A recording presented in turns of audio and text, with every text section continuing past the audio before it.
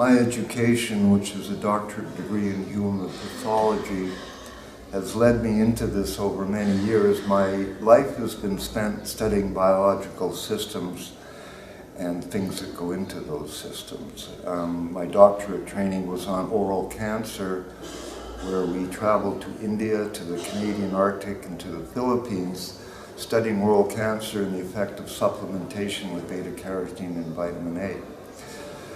That began my journey into natural product medicines, which I've been involved in for 30 years now.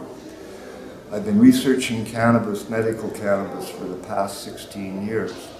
And in my time researching, I've realized it's the most profoundly efficacious herbal medicine that we have on the planet. It has such a broad range of efficacy that it cannot be denied as not having any medical value.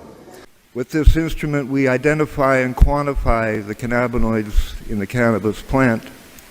I want to give you an overview of how we measure and determine how cannabinoids would be useful in the human body.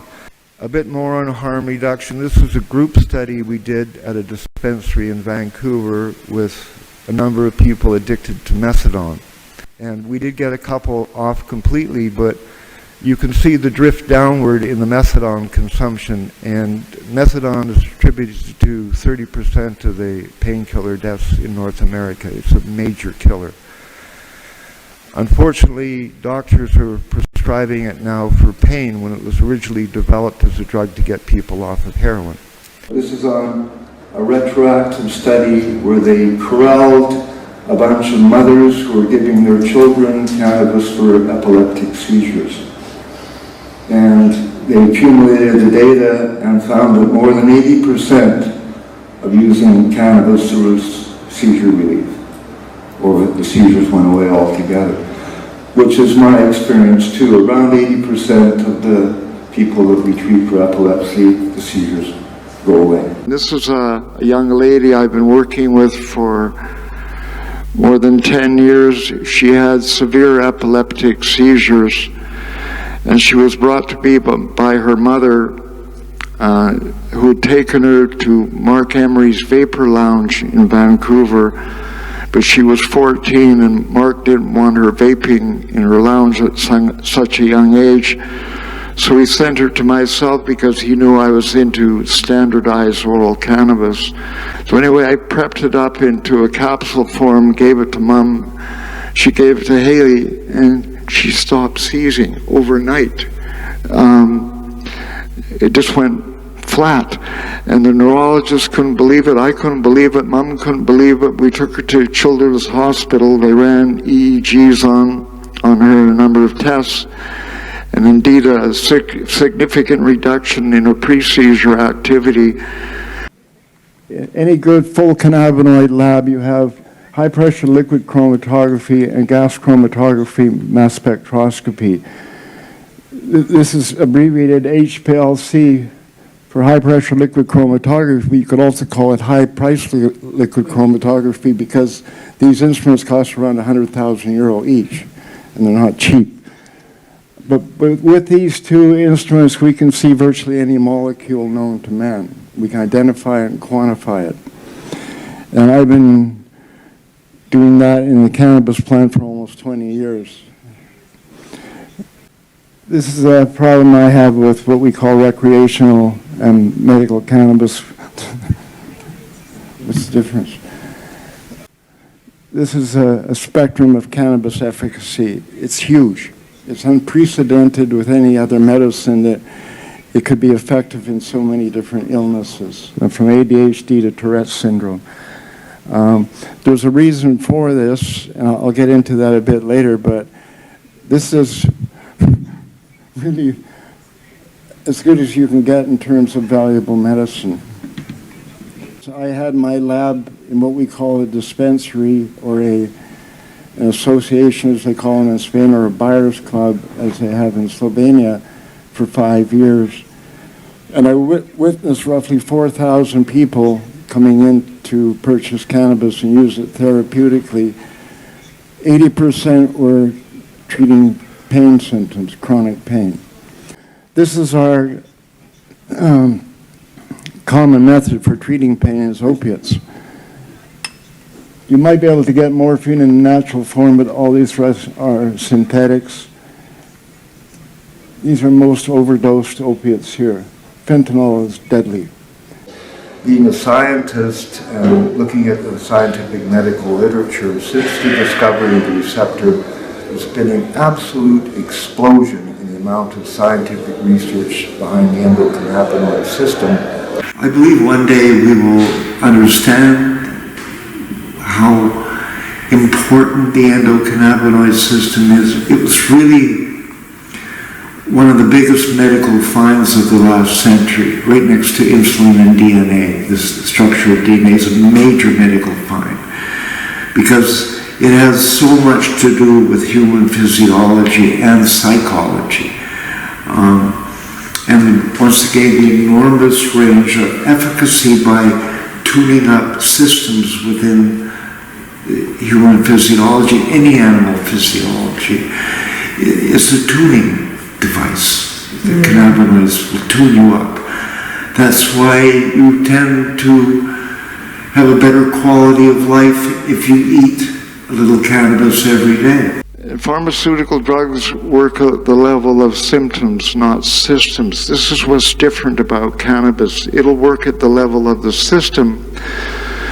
That's why its efficacy range is so broad, because it's attempting to balance out the system, whether it's endocrine, hormonal, or nervous. It's always trying to balance out the system. I went to a lecture by Raphael Mershulam, and he said, I discovered THC in 1964. Insulin was discovered in the 1920s. It was a year later it was on the market. I discovered THC in 1964. He goes like this. Where is it? It's because of the law. That's why it's not developed. Because the law is keeping it under wraps. We're not allowed to look at it. And it's not a drug, it's a herb. And it's a food. Food is medicine. And it's extremely valuable food. It should be... I see the day when fan leaves are sold in the marketplace that people will take home and make a salad from them. I keep going on about full utilization of the cannabis plant. If it's fully utilized for the medicine that's available in it, the pharmaceutical industry would lose its analgesic market, its antidepressant market, its anti-inflammatory market. It could potentially threaten the pharmaceutical industry, which is a $1 trillion a year business. In Canada, it was all about money and licensing. The first one to get the license. To get a license, this is my opinion, you put $20 million on the table of Health Canada, which is the Ministry of Health, and you'll get a license. After a whole bunch of application process, security, floor plans, everything all goes into the application. Not an easy process, but if you have lots of money, you can afford the lawyers that will get you there. A few weeks ago, that an American pharmaceutical company could produce synthetic THC and CBD at far less cost to a natural product. Oh, bravo. That'll make people sick. It'll keep them sick. They'll have side effects, and it won't be the same as naturally extracted cannabis. And in my simple mind, the more you purify a molecule, the more it behaves like a synthetic. So I'm not a great believer in highly purified cannabinoids. The pharmaceutical industry will have a heyday with the synthetics that they will build around the endocannabinoid system. We've already counted almost 1,000 new compounds that have been synthesized around this system. They will make tons of money from this, but natural product cannabis medicine has been shown to be more effective than synthetics, particularly extracts. For example, if you give a person pure cannabidiol, synthetic CBD, it's a potent blocker of what's called the cytochrome P450 enzyme in the human liver.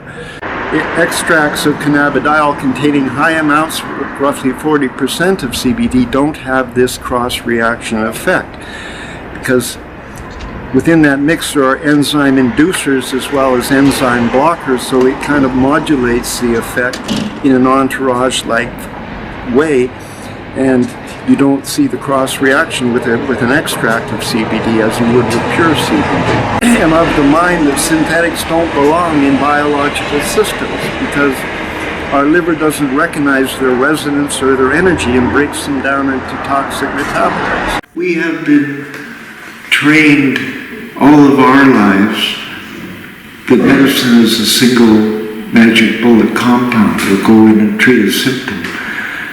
That's pharmaceutical industry's approach to medicine.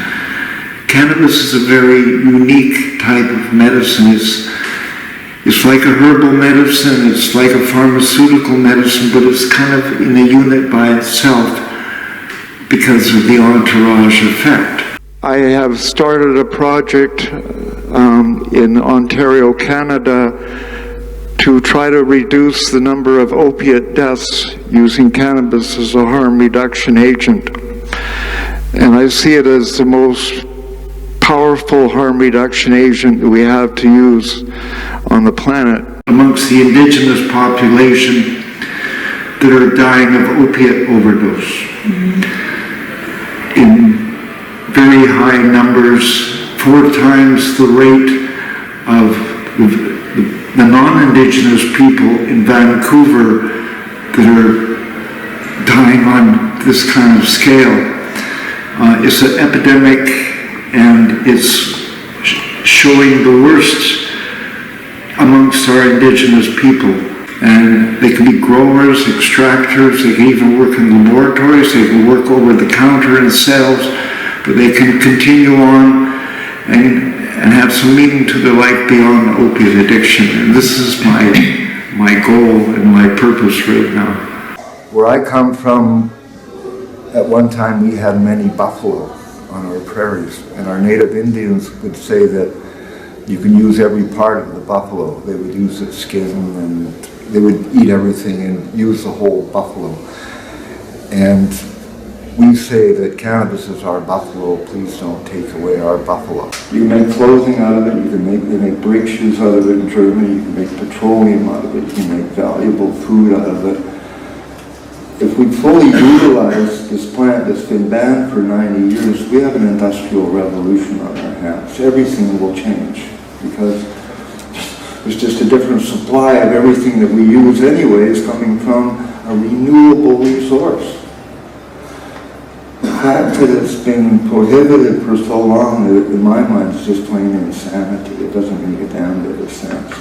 Everybody should grow their own.